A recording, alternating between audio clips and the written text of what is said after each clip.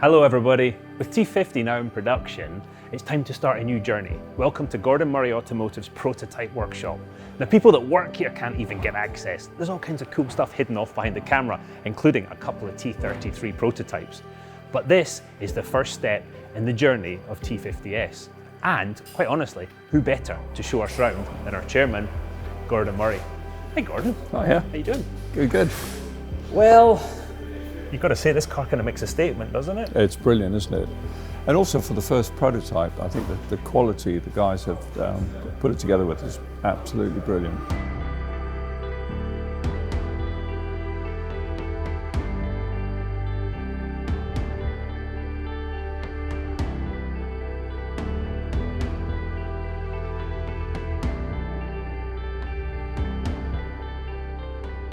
I can see the family resemblance, but it is far from a rebodied T50, isn't it?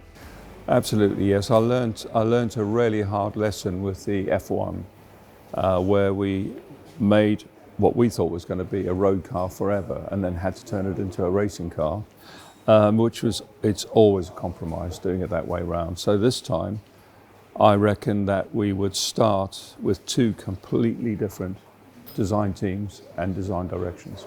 You must be really proud of the team. They've turned your concept into this wonderful reality. It's turned out really well. I mean, to be honest, much better than I ever imagined. It just looks like it's going to get the job done. No, absolutely right. It's got a difficult job to do though, doesn't it? Because we've got drivers of varying abilities that are going to take this car on track. We've got ones that want a scalpel sharp handling package. You've got ones that want a bit more friendly package. How are we going to do that?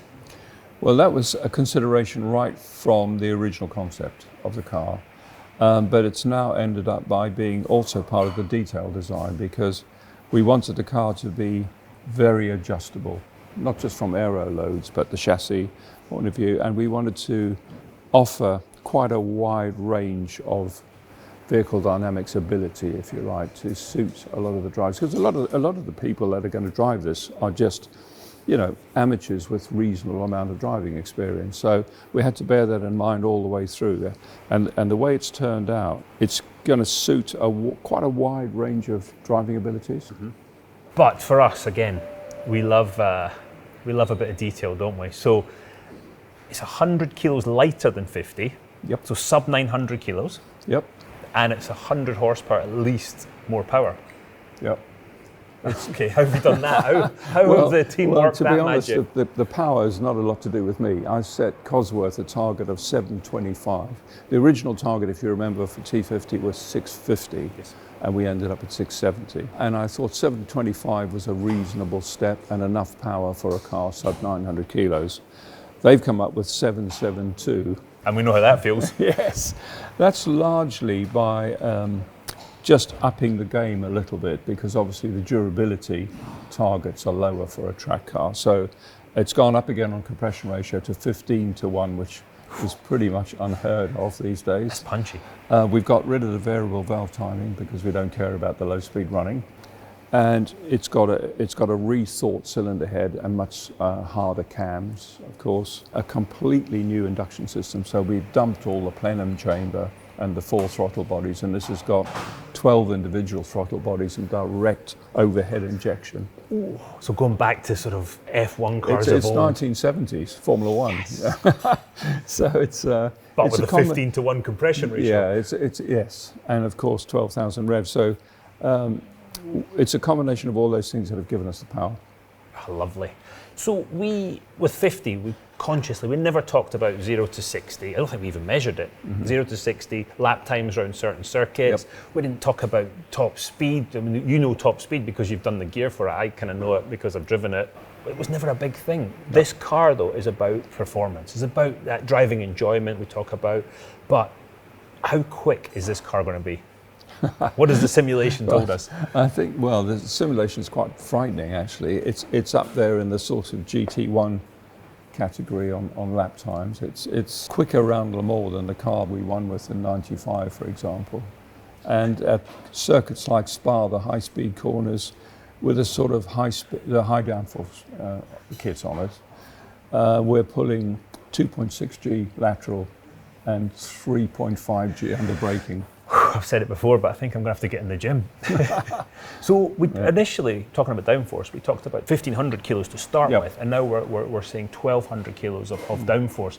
Why the reduction in figure? We actually got up to 1,900 in the CFD wind tunnel, but Michelin very quickly said even on slicks that wasn't going to be viable without going to super wide tyres, and with a car this small and this light, that just wasn't feasible. It also would have taken a professional racing driver to do laps in it.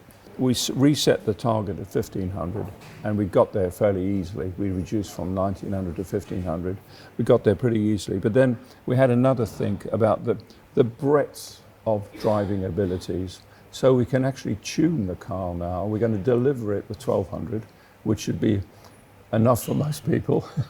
I would say. Certainly be enough for me, let's put it that way. And then we have a kit that we're looking at developing that will take it back up to 1,500 if somebody really wants to take the brave pills. We want to set the heather on fire. Okay, that'll work. Let's talk about the fan, because that's going to obviously help produce some of that downforce. How does it work in this car, and how does that differ from T50? The basic fan design is the same as 50, and the fan drive is the same as 50, but where it differs a lot is that these diffusers, as you can see, are much more aggressive than the road car diffusers. You could lose a medium-sized human in there. Yes, they are. They are rather ridiculous. And the step up is even more aggressive where we remove the boundary layer with the fan. So that was done because with the 4 different modes we have on the road car, the diffuser was a sort of combination of trying to get all those modes working as best we could. Drag reduction, downforce, braking, that sort of thing. On this, we only worried about maximum downforce, so there are no modes. I think as soon as you get out of the pit limiter, the fan fires up and goes maximum speed and just stays there basically. So it's just designed for maximum downforce. And it's bigger.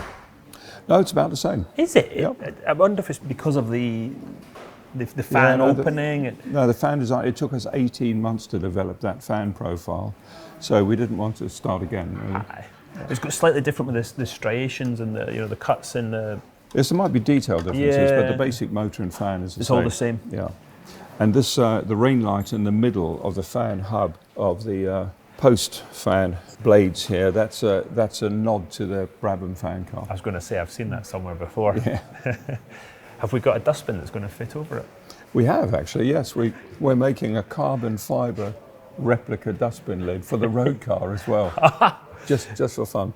For those of you that don't know, the fan car, 1978, to hide it, or actually more of it was a joke, wasn't it? Well, it was initially to stop people looking at the fan and the stator behind the fan, which was quite a complicated design. And you found a dustbin lid. Well, I said to the guys, find something to cover it up with, and they found one of the Swedish dustbin lids fitted exactly. So we're doing a carbon dustbin lid. Fantastic. So when this rear wing came in, there was, a lot of the guys that work in this prototype shop, they've seen everything. They've worked in Formula One, they've worked at all kinds of places.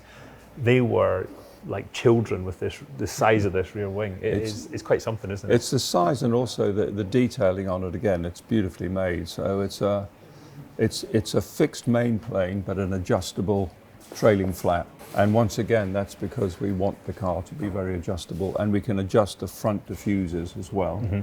So we can not just adjust the balance, but we can reduce the overall downforce or increase the overall downforce. The lip on the front to start with, the proportions are just ridiculous, aren't they? Yeah, it's a bit outrageous. Yeah, but there's no rules, so why not? Yeah, no, it's fantastic designing a car without competition rules. It really is. While we're here, I see the levels of detail, shall we say. I mean, that T.50s badge. It's very light. It's slightly, yes. Yeah, exactly. We've got a lovely fan car badge here, but that's quite we thought, ridiculous. Yeah, they're both very, very lightweight badges, but we thought long and hard about, I didn't want a mesh on this. It's a track car, you don't really need a mesh. So we thought long and hard about how to mount the badges, because from a family field point of view, we wanted to keep them at the rear. So we came up with this carbon strake idea, which I think works really well. So we did the launch with a model, but to actually see the real car and be able to look in Yep. and see the details in the packaging, It's just so much nicer, isn't it? it changes the whole feel of the car. Should we get into some details? We love a bit of detail. Yeah. Where should absolutely. we start?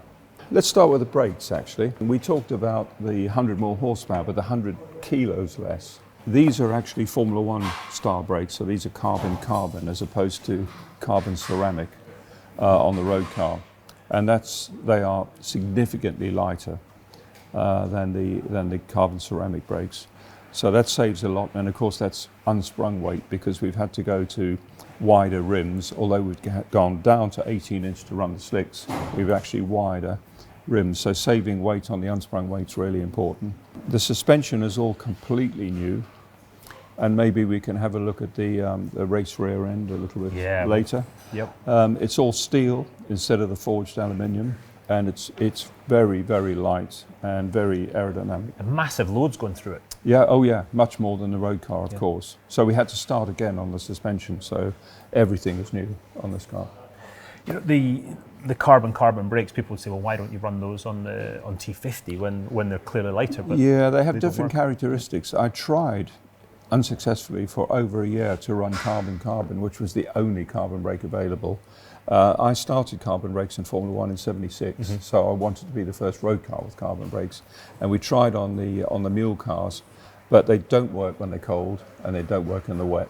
And they need to run at a certain temperature before they start gripping. Of course, on the track, it's just not a problem because you're after the first couple of braking points, you're up to temperature. Whereas carbon ceramic, when that was invented, that runs at a much lower temperature and grips at a much lower temperature. Shall we have a look inside? Yeah, absolutely. Oh, I like that. First thing I'd noticed, 2 seats. Cutting to the basics, it's really a single-seater. The reason why we make the single passenger seat on the left-hand side an option is because the seat, the mounting, and the harness weigh 5.1 kilos. And I didn't want to add that. so it's an option. This seat also is full of, as you can see, extinguishers and electronics and bits and pieces. It's just so you can, show your friends or your family. Scare them. Yes. I wasn't going to say that, but yeah. I mean, to me, this is the type of car to be a driver and is a thing of wonder. To be a passenger, you've got to be a certain type of person to enjoy it, shall we say. Indeed. I'm a terrible passenger. I mean, the switch panel, that's a bit I know a lot about because I sat in the seating buck for many an hour. Well, you had a lot to do with the layout, didn't you? Yeah. So if it's wrong, sorry. But yeah, we made sure that we could have all traction control, power steering, ABS, everything was laid out in a very logical manner. That's very racing car, or GTR if you like, inspired, that switch panel. Not just the content, but the way it's, as you say, the way it's laid out and the position for the driver. Yeah, because if they're close to you, you don't want the panel too close. If to go far away, you got to have the basically the inside's racing car, isn't it? Oh yeah. So. But again, the view with that central driving position, it just makes perfect sense. Well, I said when we launched this car, before we'd actually started prototyping at all, I said, until somebody builds a central driving position with a fabulous 12,000 rev V12 and under 900 kilos, nobody's going to beat this driving experience. Forget lap times. Yeah. The actual pleasure of driving this round a track, it's those 3 elements really. Even without the carbon brakes and the suspension geometry and all that sort of stuff, those 3 basic elements are going to make this the best track experience, which was our target. It might not be the quickest car round the track, but at this weight, with this power, it's not going to be slow. No. I do notice that the seat is not in my position. It's actually set all the way back. Is there something you need to tell me? I really would like to be the first one to rumble this round the track, I think. Well, I think it has your name above the door and it's your name on the front of the car, so I think you might be in luck with this one.